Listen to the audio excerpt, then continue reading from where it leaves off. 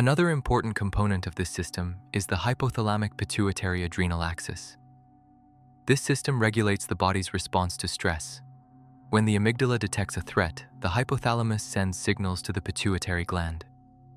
The pituitary gland then signals the adrenal glands, and the adrenal glands release cortisol and adrenaline. These hormones increase the energy available to you. They sharpen focus. They heighten readiness. They strengthen your ability to respond. In moments of real danger, this response can save your life. But when it happens too often, the system never truly rests. It stays in protection mode. And keeping the body in protection mode requires energy, a great deal of energy. So the brain begins to make adjustments. It reduces activities that are not essential. It conserves resources. It limits effort. It slows certain processes down. This can feel like fatigue. It can feel like a lack of motivation. It can feel like weakness. But biologically, it is conservation. Another fundamental mechanism is prediction. The brain is, above all, a prediction organ. It uses past experiences to anticipate what might happen next. If something was dangerous before, it learns.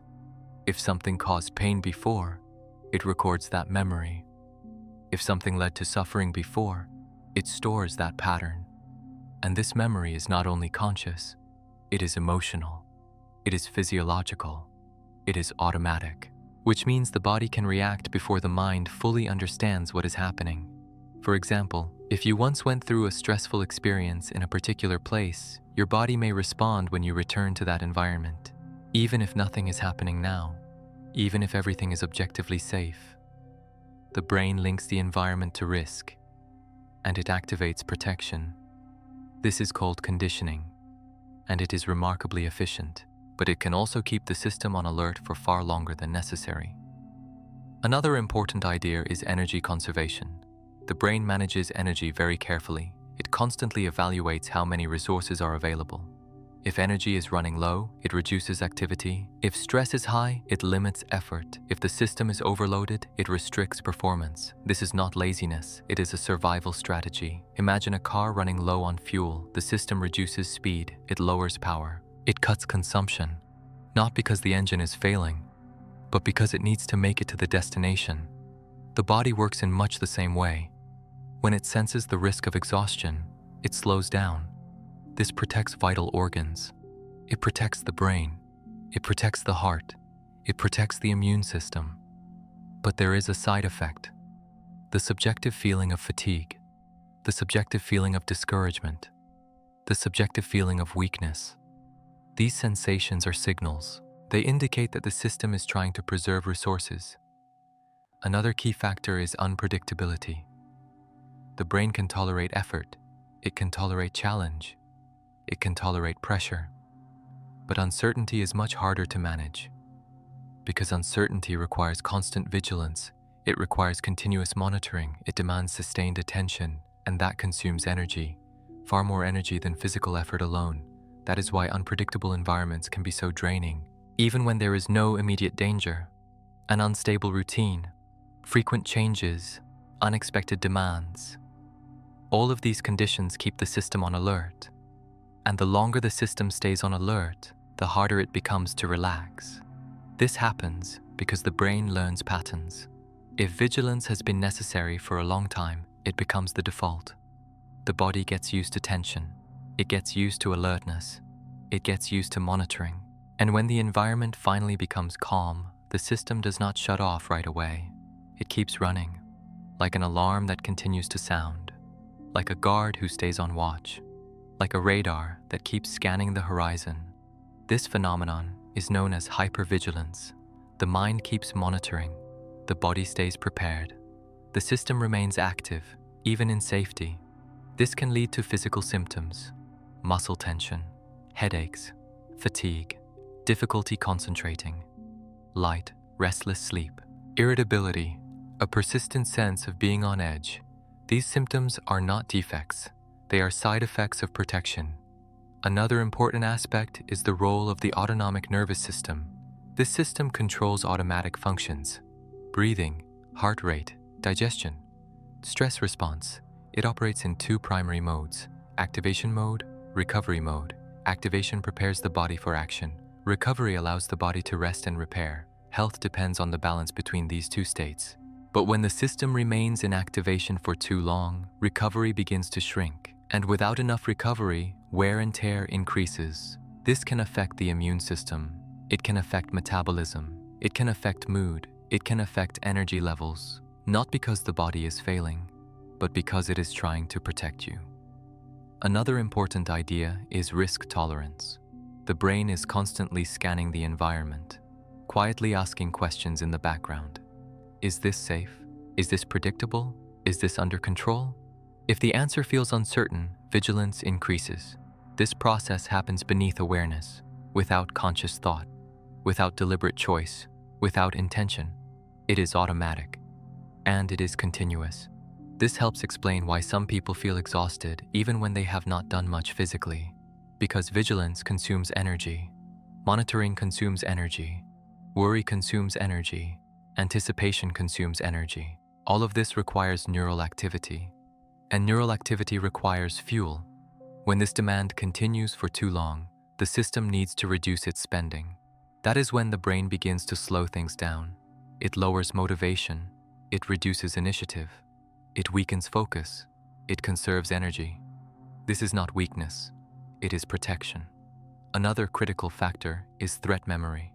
Difficult experiences leave traces. The brain records patterns, it learns associations, it builds shortcuts. These shortcuts help the brain react quickly in the future, but they can also keep the system on alert, even after the danger has passed. For instance, if someone has experienced sudden loss, the brain may become highly sensitive to change. If someone has been exposed to constant criticism, the brain may become sensitive to evaluation. If someone has lived through instability, the brain may become sensitive to uncertainty. These responses are not conscious choices. They are adaptations. They are protection mechanisms. Another essential concept is allostatic load. This term describes the biological cost of keeping the system in a state of alert for too long.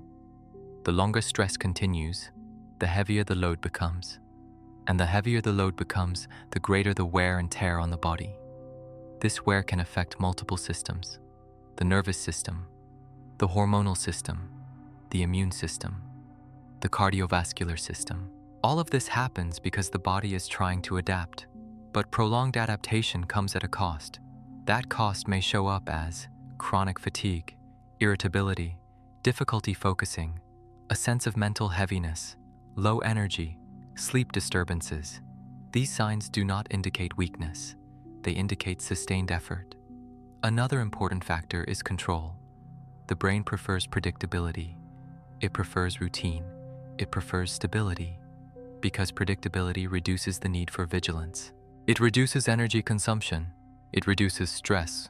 But when the environment feels uncertain, the brain increases monitoring. That increases tension. It increases wear. It increases the need for recovery. If recovery does not happen, the system begins to accumulate strain. And that strain eventually shows up as fatigue. Another relevant mechanism is prediction error. The brain constantly makes predictions about the world. It tries to anticipate outcomes. When those predictions fail repeatedly, vigilance increases, because failed prediction signals risk. This creates a cycle. More error, more vigilance, more effort, more wear, and eventually, more exhaustion. Another key element is the role of the body in sensing safety. The brain does not evaluate safety through thought alone. It relies on physical signals, breathing patterns, muscle tension, heart rate. If the body is tense, the brain interprets risk. If breathing is shallow, the brain interprets alertness. If muscles are rigid, the brain interprets danger. This creates a loop. The body sends signals. The brain interprets them. The brain activates protection. The body responds. And the cycle continues, even when no real threat is present. But there is an important message here. Your brain is not trying to harm you. It is trying to protect you. It is trying to maintain stability. It is trying to prevent collapse. It is trying to ensure survival, and understanding that changes how you see what is happening. You are not broken. You are not weak. You are not failing. You are being protected, even when it feels uncomfortable, even when it feels excessive, even when it feels unnecessary. This understanding reduces internal conflict. It softens guilt. It eases frustration. And it opens the door to something new: cooperation. When you realize the system is trying to help, you stop fighting it. You begin to work with it. You begin to create conditions of safety. You begin to reduce strain. You begin to allow recovery. And recovery changes everything. Energy returns. Clarity returns. Motivation returns. Stability returns. Not instantly, but gradually. And that leads to an essential question. If the brain keeps monitoring, if the system remains vigilant, if protection stays active, even when you are trying to rest, then perhaps you are not truly resting. Perhaps you are still monitoring. And that is exactly what we are going to explore in the next video. Why the body can be still, but the mind keeps watching. Why you can be lying down, but the system remains alert. Why physical rest does not always mean mental rest. Because sometimes you are not resting, you are still monitoring.